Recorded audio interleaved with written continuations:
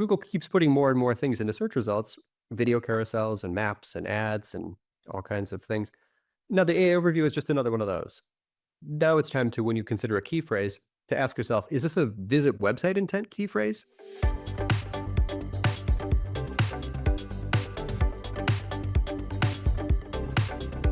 You're listening to the Content 10x podcast, where it's all about content repurposing.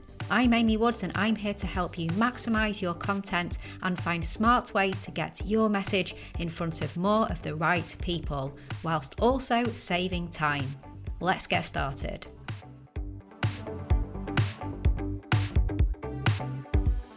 Hello and welcome to the Content 10x podcast. I'm your host, Amy Woods, and this week I'm joined on the show by Andy Crestodina, the co-founder and chief marketing officer of Orbit Media.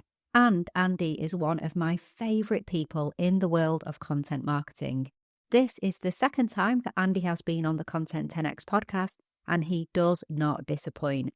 Among many of the great things that Andy is responsible for, he's the mastermind behind a really highly regarded annual blogging survey that's been running for an incredible 11 years. In this episode, we discuss some of the fascinating insights from the latest survey.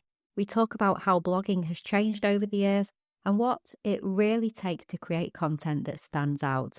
Andy also shares the biggest hurdles bloggers face, like driving traffic in an increasingly competitive space.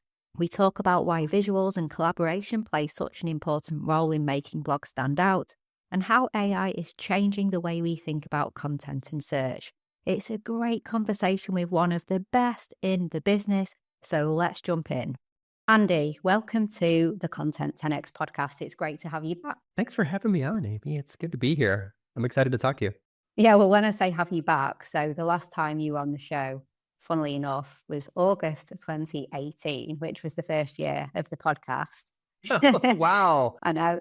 I saw you speak at Social Media Marketing World, I guess, must have been earlier that year. And it was the most memorable talk. I remember making so many notes and really enjoying it and getting back and saying to the team all these very specific things that we needed to do as a result of Andy Crestodina's talk at Social Media Marketing World.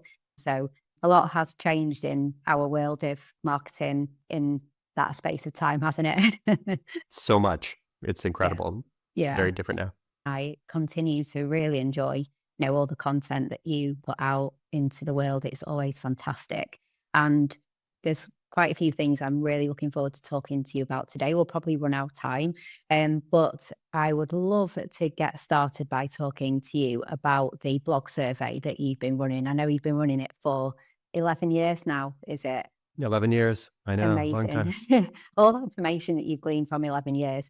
Could you just share a little bit more about that, just for anyone who's not familiar with the blog survey that you do? Happy to. So original research is a very powerful content strategy or aspect of a content strategy. So we knew this a long time ago. So 11 years ago, we tried to get 1,000 bloggers to answer these basic questions and published the answers. Things like, how long does it take to write a blog post? How long is a typical blog post? What are bloggers putting into their content? And so I can answer those questions now, and it's quite interesting. I mean, the average blog post takes about 3 hours and 50 minutes to write, which is much longer than before. The average blog post is about 1,400 words, which is much longer than in the early days. But the short takeaway from it sort of is that the things that you do that are bigger efforts are often the things that make the biggest difference.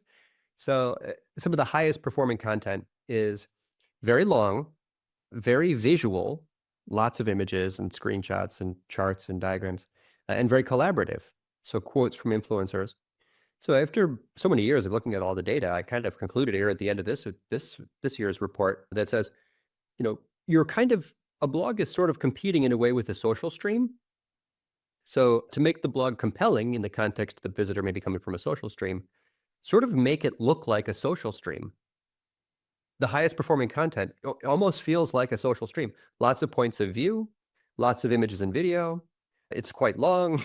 So if there's a simple takeaway, it's sort of make your content look and feel more like a social media stream in that it's very collaborative, very visual. Yeah. And when you define the most like success. So you were saying like the most successful, put the most time in, like the longer visual. What are you determining as the success parameter of that being more successful? Yeah, you asked the most common question, and quite honestly, it's an inherent challenge and almost flaw with the research because one of the questions is, uh, which of the following best describes your blogs? I get disappointing results. I get some results. I get strong results. So we ask people to kind of rate their own experience and, does your blog meet your own expectations? Knowing that there's all kinds of different expectations and goals from blogging. Some people blog for traffic, some people blog for leads, some people blog for fun, some people blog for networking, some people blog for customer service or, sales support, or there's many, many goals. Uh, so what we're doing when we say these things correlate with success is we're finding the correlation between bloggers who report strong results, which by the way, Amy, is down. That number is down. 1 in 5 bloggers are reporting strong results, which is down from 1 in 4. Blogging is getting more challenging, apparently, or rather, a lower percentage of our respondents are reporting strong results. But when you correlate, okay, these people say they're getting great results, and these people are also doing this or that, or they're using more visuals, or they're adding video, or they're including contributor quotes. Their content is a bit longer. They're using more formatting. By the way, AI doesn't correlate with results at all so far. Bloggers who use AI are reporting stronger results, which is interesting. Are they reporting weaker results from using AI? I see no correlation. No. Okay. I didn't see a correlation with time. Bloggers who use AI are spending just as much time. I mean, it's about 40% of respondents to our survey say they're using AI. So we're down from 1,000 to 400 users. And it's not a huge data set. But so far, no, it doesn't appear that that people who use AI are getting better results, at least not in this data set. And in terms of the biggest challenges, so I know you asked that question, what do you find to be the biggest challenge with blogging? Am I right that the number one result, the highest response to that was traffic? So driving traffic was the biggest challenge. It is. And specifically, we asked the question, we sort of fill in the blank. It's getting harder to, and the number one response, which was number 3 years ago, has moved up. It's attracting visitors from search. Okay. So search specifically, it's like a 4-year trend in the data. Every year you can see that's kind of creeping up. So the number one answer to that question, what is getting harder? It's attracting visitors from search engines. And the majority of bloggers report that it's attracting visitors from search engine is harder to do than before. And so I guess like when we think about that and we're thinking, okay, well, one of the reasons for that will be that you're competing with AI snippets at the top of Google, etc. So people are just going to get the answer and they don't need to click on anything. So you put all that effort into writing that post and bam, there's the answer. We don't click on anything.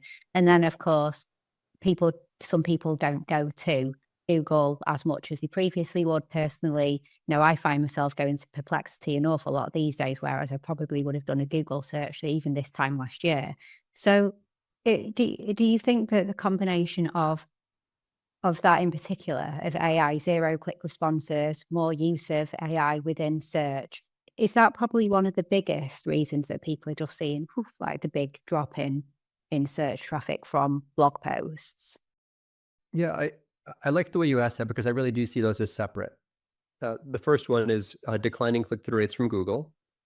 And that is an old story. And you can see the trend in the survey data. This goes back long before AI overviews.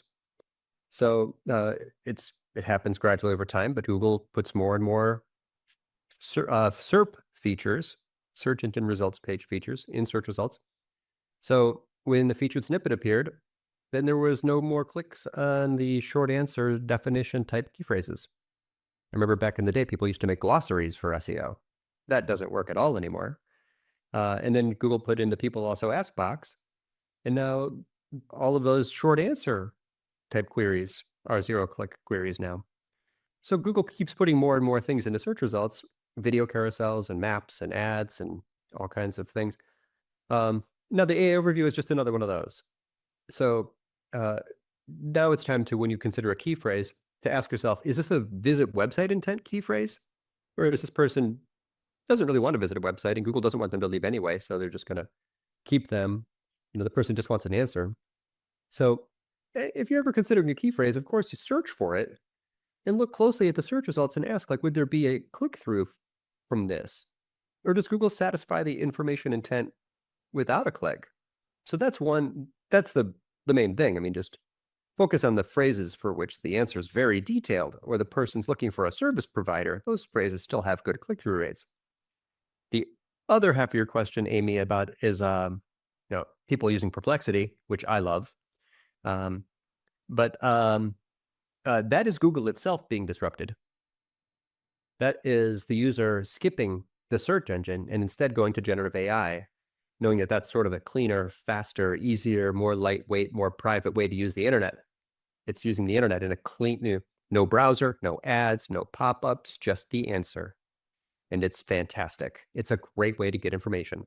So the response to both these is a bit similar. You want to appear in AI overviews and you want to appear in Perplexity responses.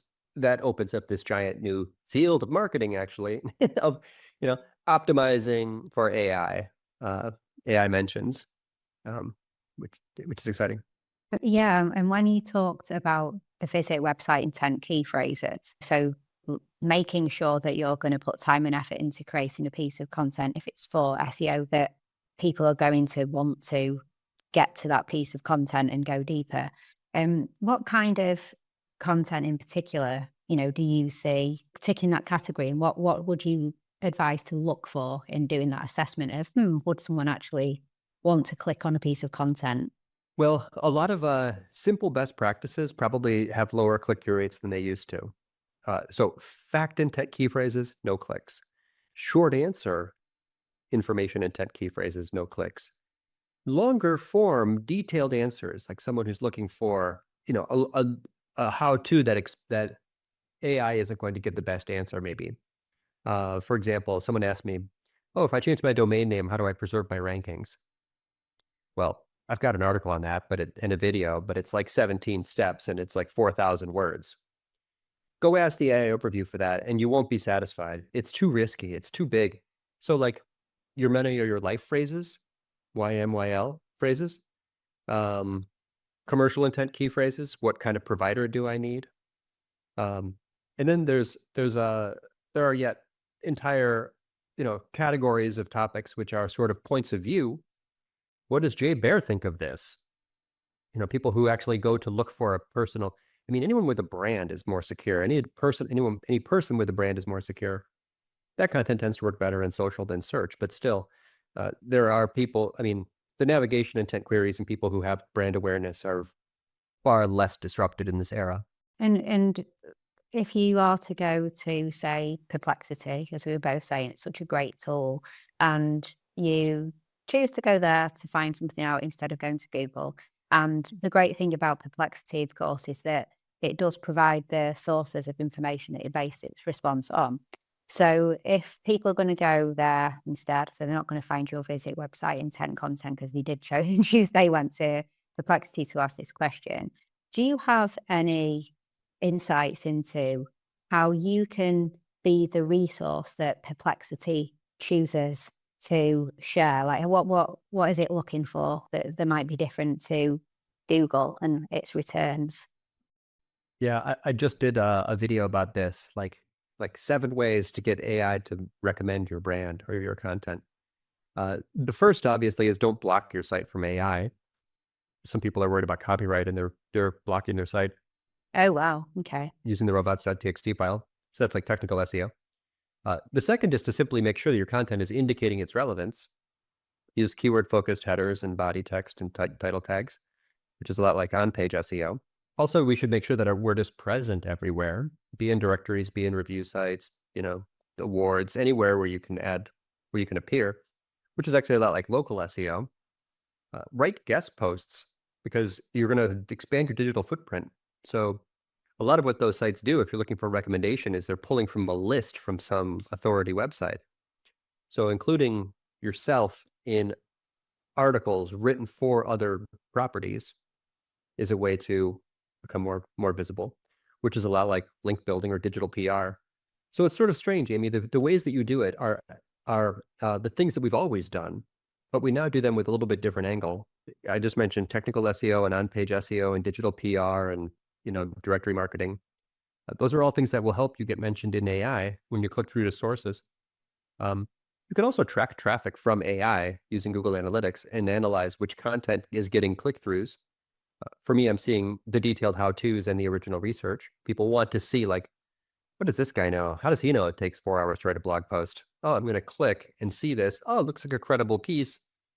Um, but in the end, I think this is an era when we all have to try to track these things and uh, monitor them and just stay very active in content, because content marketers are feeding the AI training data. So keep writing, write for yourself, write deep, write for everyone, share strong points of view, conduct original research, write keyword focused content. Uh, these are all, so even though the channel has changed, I think the strategies will feel surprisingly familiar. Have a good, strong point of view and create really good content. Yeah. I interviewed Christopher Penn on the Content 10X podcast a little earlier this year, and we were talking about generative AI search in that conversation.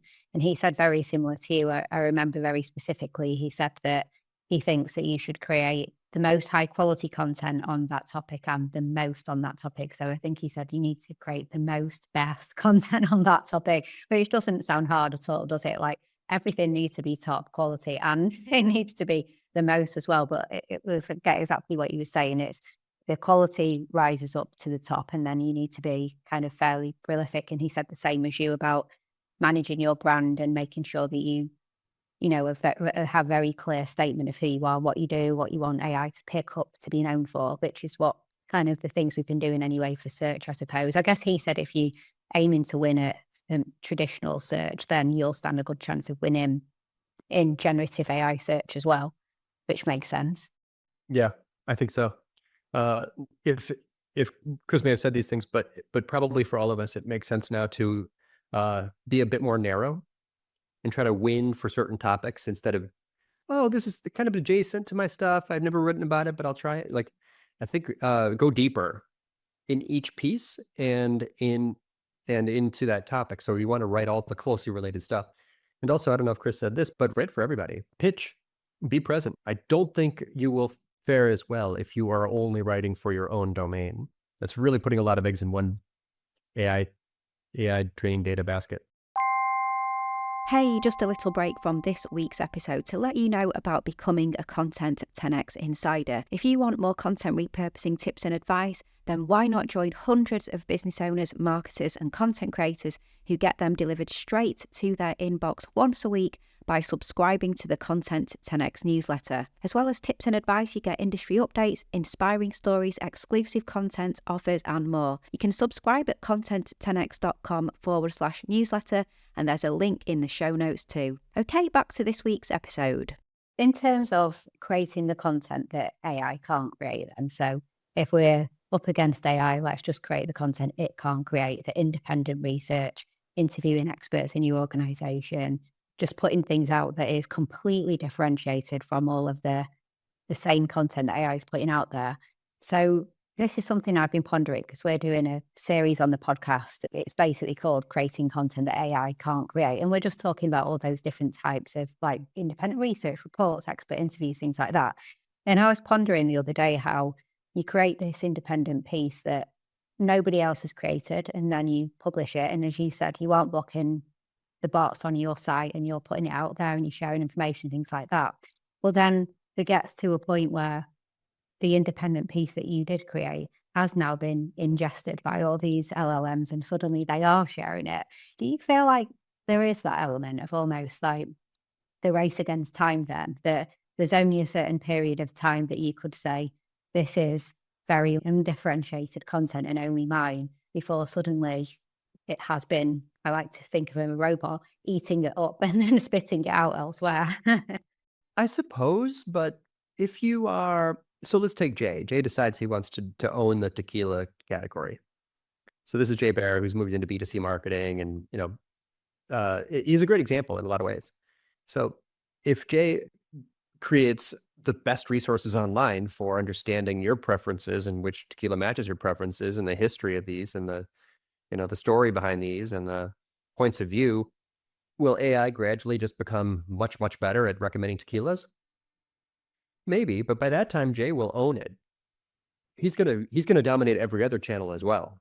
I mean, he will have built the audience, he'll build the community, he owns its search, he owns well, he'll own domain authority in search. He'll own the audience in social. He'll have the biggest list for email. Of all the followers, Instagram is huge for him. So maybe yes, but does AI make it less valuable to own a category? Possibly, but it's still very, very valuable to own a category. If Yeah. you build a huge brand, you're going to become quite successful on that path. I don't worry about that. It's because by that point you're sort of top of mind already, and you don't care about search or AI. Everyone knows you. Yeah. Yeah, that's why brand is just so important, isn't it? But you mentioned earlier about how, with the research study that you did, the blog post survey, it was really interesting to see that there wasn't really much of a difference between using AI or not using AI with the results or the amount of time people spend and things like that.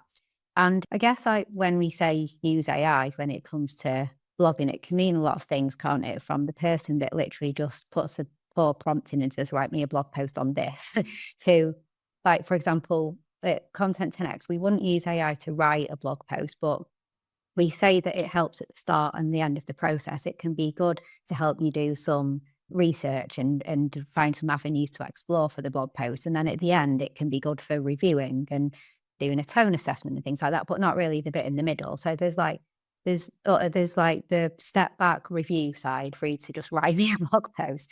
What are your views on that in terms of where do you see it fitting into that content creation process to have the most impact and be most successful for your contributions?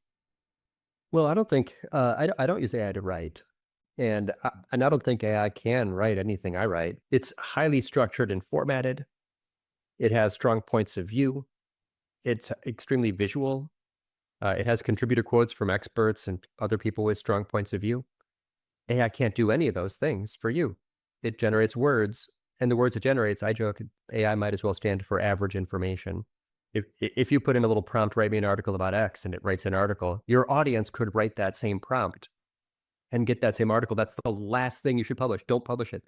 So yes, I mean, AI can mean many things. In theory, anyone who uses Grammarly is using AI for content. Okay. But in the survey, we do ask, and the number one use case for AI and content marketing is generating ideas, which is a great use case.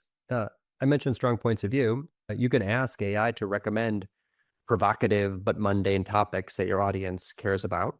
It will give you great ideas. Some of them you don't like, and a few you might find quite interesting. I think AI is perfectly suitable to write things like YouTube descriptions and sometimes email body copy. Those don't really correlate with success as that much, so it doesn't really matter. It's summarizing. AI is great for summarization. Those are just summarization exercises. I mean, YouTube success factors are are other things. It writes terrible social media posts. They're just It filled does. with they're way too aggressive. Emojis and terrible Yeah. tone and yeah. Yeah. What I think is a good use case, and like you said, it's at the end. If you give AI a detailed persona of your reader, and then give it the article, and say, what are the most important things missing from this article uh, based on my persona's information needs, just as a double check, like a final check on, are there any gaps in my content? Amazing. Like it'll tell you, like, oops, you know, you wrote an article about how to, maintain your rankings when you change your domain names. And you forgot to mention, reporting to your, how to report on success. Okay, I'm going to add a section, stuff like that. Yeah. It's really good for things like that, isn't it? Spotting gaps. And I completely agree. It's fantastic. When you mentioned about with blog posts, you see that the ones that people spend the most time on and the ones that are the longest and richest with information, but also really visual, representing almost like a social feed with videos and graphics and things like that. And they seem to be the most successful. Is that because, in your opinion, that not only because the person is seeing something that the audience is seeing something that they're so used to in terms of like it appearing like a social feed, that their dwell time remains much longer on that blog post, which then sends those signals for it to just go higher up in SERPs, and then the AI tools see it as being more popular and respond positively as well. So is it all about the richness of the information and also that dwell time on the site? Yeah, most of us do believe that dwell time, time on page after the visitor comes from search, is a search ranking factor because what Will Reynolds says, did they hit it and forget it? If they're there for 1 second, and hit the back button, then Google sees that and that's a negative signal. So one of our goals, even if there was no such thing as Google, one of your goals should be to keep the visitor flowing through your content. Uh, our company, Orbit Media, builds websites, and I do data-driven marketing for clients' websites. So I have watched dozens of, maybe hundreds of session recordings. If you watched a recording of your visitor landing on your article, it's very interesting because most visitors to most articles are scanning very quickly to find if they're in the right place. So it's very useful for a marketer to watch these recordings to see how fast the visitor moves, their mouse, their finger, the mobile experience, and their eyes are moving even faster than the mouse. So your job is to keep the job of the headline is to get them to read the first paragraph. The first paragraph is to get them to read the first subhead. The first subhead's job is to get them to read the second paragraph. So it's the things that we do are building highly structured content with bullet lists and subheads and internal links, creating highly visual content, make sure there's no scroll depth at which there isn't something of visual interest. Almost no point in any of my articles can you get to a scroll depth where it's all text. And just be, especially up front, be very clear. Don't try to be clever. It- uh, it's social media content, you're building a hook, but from search, they came here because they're busy. Visitors from search are busy. Visitors from social media are bored.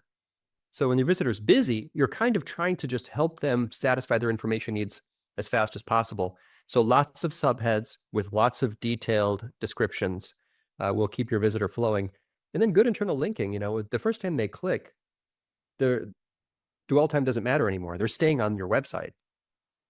They went deeper. So, that's important too. Those are the things that we all believe that improve now in GA4, you'd call it engagement rate. And I guess what's so great about making it a visual experience and an engaging experience is that every graphic that you create, every video that you create, everything that makes it pop and makes it a bit more engaging can then be repurposed for social, can't it? It wouldn't be my podcast without talking about repurposing, and we're And you running are out of so good at time. that, Amy. Exactly. Yeah, please, let's highlight that, all those things. That's the thing, isn't it? I think if you thinking about every angle and every point and things like that, which could then stand alone as a great social post in its own right, then that you're not just creating an image to make the blog post pop, but that's going to be a social post, that's going to be another one, that's going to be a video and things like that. And I guess you just need to map the whole thing out, don't you, of what will it be as a blog post and what will it become that goes far beyond just a blog post. Not just to get traffic to the blog post, but to feed the people who have different intent on other platforms as well, isn't it really? Like you said, what did you say? The social people are bored. Yeah, visitors from search are busy. Visitors from social are bored. So they have sort of different psychology. I am not anywhere near your level of skill and experience on mapping that out. I sort of move on too quickly. I posted this thing. I wrote a book and I keep forgetting to mention it. Like I don't really get, uh, I'm common flaw, common strategic mistake. I have an article due every 2 weeks and I always am looking a little bit ahead rather than asking myself, what more traction could I get from this? Um, for example, my blogger survey shows that people who work with editors get better results. I should share that with every company that does editing because they'll all put it on their homepages, I never get around to it. Yeah, it's woulda, coulda, shoulda, it's those, you should. Like, the thing is, that's what we do, so, like, my brain is just constantly thinking of repurposing, but I can't imagine you'd probably be shocked if you looked at the back end of our website or, like, some of the things that, we're not the great specialists in, so it's just how it goes, isn't it? We should hang out more. We should, exactly. Before I say, thank you and farewell, because we're almost up, just tell us a little bit more about the book. You said that you should be saying more about it, so please do share. I don't even have a copy nearby. I think they're over there. Content chemistry. The content strategy behind it was to take our best articles, and rather than leave them in a blog, which is just the reverse chronological pile, have inherently bad UX in a way. To take them and organize them into a structure and create an outline and turn the outline into a table of contents and then fill in the blanks and make it a detailed how-to book, the illustrated handbook for content marketing. And then it went out of date, so I rewrote it, and then rewrote it again and rewrote it again. It's in its 7th edition. Yeah, wow. I added, and I teach out of it. I teach two classes at different universities. Um, the new version has all the prompts. The new version has all the GA4 reports. But it's everything I've ever learned, and I mean, it's all of my content in one place. You can find it on Amazon or wherever. Content Chemistry, the Illustrated Handbook for Content Marketing, version 7. It is an exhaustive approach to everything we've learned over 17 years doing content marketing. Yeah, it's fantastic. I need to get the updated version, and I'm not just saying this. I'm going to go straight to Amazon and get that because I do have a version from. I guess I was holding it when I interviewed you in 2018, and I actually bought a copy for two people in my team and sent it to their houses as well. Yeah, because I thought it was excellent and bit of personal development. Here you go. I've sent you a book. Read this, because I thought it was excellent, and I haven't done that often. I should really do that more often, give books to the team, but I specifically remember ordering them and sending them to their houses, so I need to get the most up-to-date version. I actually didn't realize that you'd updated it, so I will be getting that. So everyone listening right now, go get Content Chemistry. That's I should mention it more. I don't think anyone knows. It's a secret. Let's not tell anyone. Yeah, that's what you do with book marketing, isn't it? You make it best kept secret that you've written a book. Yeah, you should have a pop-up because like I said, I'm not just saying it, I like going to your blog and reading the recent insights that you have because they're always just so good. And if there was a little pop-up that told me, I'm pretty sure I would have bought it already. So, um, I would send you a copy, but probably you'll get it faster if you order it. yeah. I think it comes on a boat if I send it from here. Yeah, no, that would be great. Well, I will get a copy. Well, thanks so much, Andy. We could talk. There's so much that I could talk to you about, but the time is up. So, as well as everyone going and getting a copy of your book, is there any other action that you would like people to take who've been enjoying listening to this episode? I'm active on LinkedIn, and there's a lot of noise on LinkedIn, so I right now have the blue button set to follow, but you can skip that. Anyone listening, just go to the 3 dots and go to the menu and click connect and just say, "Hey, I heard you on Amy's show." You're all welcome to connect with me on LinkedIn, and if you send an actual connection request, then we can, um, send messages to each other. Awesome. Well, thank you so much for coming on once again, Andy. It's been a fantastic conversation. So, really appreciate it. Anytime. Let's collaborate more. Okay, so I hope you enjoyed that discussion and thank you so much for tuning in. If you enjoy the Content 10x podcast, then why not hit that subscribe button on your podcast listening app of choice so that you can get updated when new episodes are released. And I'd really, really appreciate it if you could leave a review as well. That really makes a difference for the podcast. Also, please do get a copy of my book, Content 10x, More Content, Less Time, Maximum Results. It is the ultimate guide to repurposing every type of content, and it's available on Amazon in Kindle and paperback and also in audiobook as well. And you can head to content10x.com/book to find all the other places that you can get a copy of my book. And if you would like us to do your content repurposing for you, then we offer a fully end-to-end done for you content repurposing service. This is for podcasters and video content creators. We have our Podcast 10x video Video 10x, and also our specific LinkedIn 10x service, helping you to become the leading authority in your industry on LinkedIn. You can find out so much more about our services on our website. And also, please do give me a follow on the social media platforms. I share lots and lots of tips and advice on social media about content repurposing. I'm at Content 10x on Instagram, Facebook, Twitter, and if you try content10x.com/LinkedIn, you'll find my LinkedIn profile over there as well. All that's left to say is thank you so much for listening to this week's episode, and I'll catch you in the next one.